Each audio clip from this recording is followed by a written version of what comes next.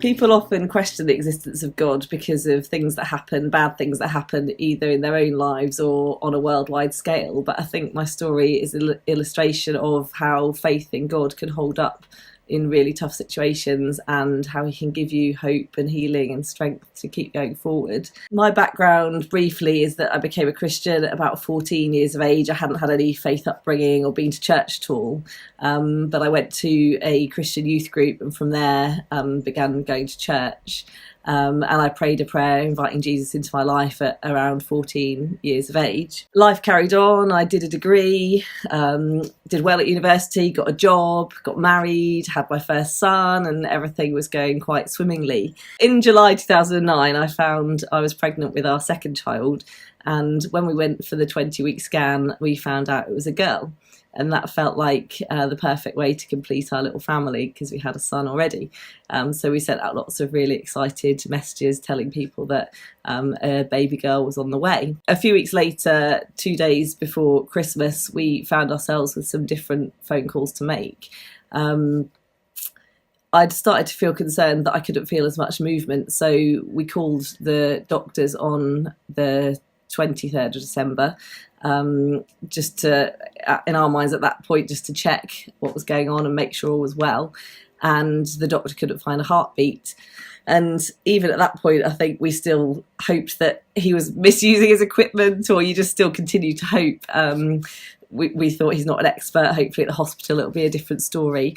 So they sent us straight to the hospital, and at that point we had a scan and discovered that the baby had no heartbeat. On Christmas Eve, I was then given a drug to start the process of bringing the baby into the world in a really different situation to how I'd imagined. We had a very strange Christmas day. Benjamin was only 19 months old, our son, and so my family did their best to still make it a nice Christmas for Benjamin. And in fact, it's become a standing joke as time has gone on that they had about an hour to pack Christmas in the car and bring it to us, and they even packed the Christmas toilet roll.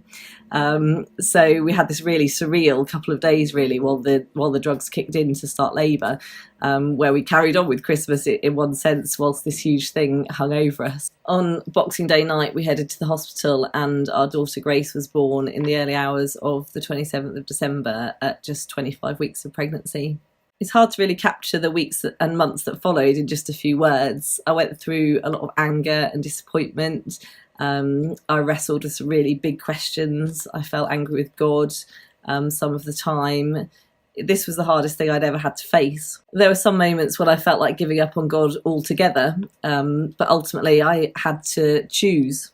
Was I going to be angry with God and give up, or was I going to keep going forward and trust him to restore me and heal me and make me whole again? I chose to carry on, knowing in my heart that it would be better to go through this with God, sort of holding my hand through it and healing me and drawing me forward and helping me and encouraging me, than trying to go it alone. It seemed to make more sense, even with all the big questions. He's helped me in countless ways, just bringing the right people, the right words, the right songs across my path at the times when I needed it, just moving me forward again in moments when things have felt hopeless. I know I've experienced layers of healing over time, but when Christmas comes around, that can always still be hard because it feels like there's some incompatible opposites at play.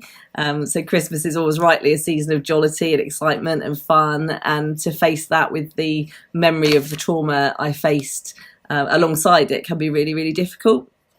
I know Christmas can be like that for other people too.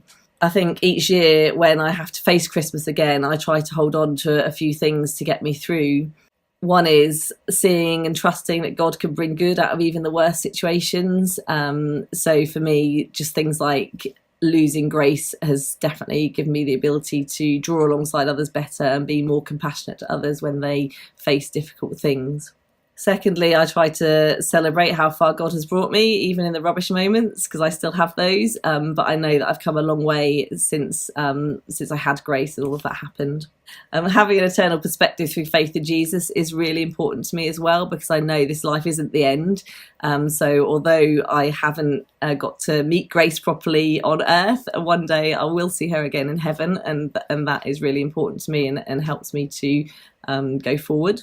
And I think the last thing is just looking further than the Christmas story and all of the chaos of Christmas, to the saviour that Jesus then became, because he was a saviour who walked on earth and he experienced pain and brokenness. So when we go through pain and brokenness, he can walk it with us.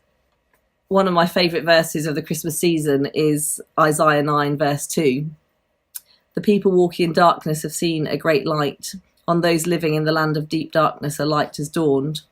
I know he does this for me as I face tough times and continue to face them. Whenever I ask him to shine his light into those situations, he does, and gives me fresh hope to move forward. So in summary, rubbish stuff happens. It's happened to me. It's probably happening to many people watching this video. But I know that Jesus can heal, save, comfort, bring hope. I pray that anybody suffering similar or even more far-reaching hurts and disappointments can find hope and healing in Jesus as I have done.